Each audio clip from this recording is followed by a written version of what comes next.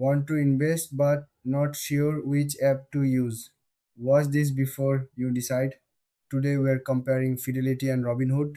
Both platforms let you invest in stocks, ETFs, and more, but they are built for very different types of users.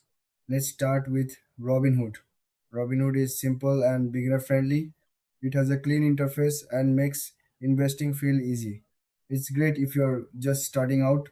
Now, Fidelity. Fidelity is a more traditional brokerage.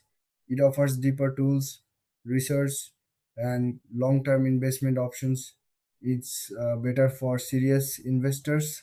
Here's the main difference: Robinhood is simple and easy to use, Fidelity is more powerful and feature rich.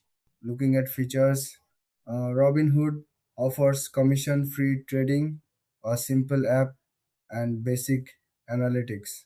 Fidelity offers advanced research tools, retirement accounts, and more investment options.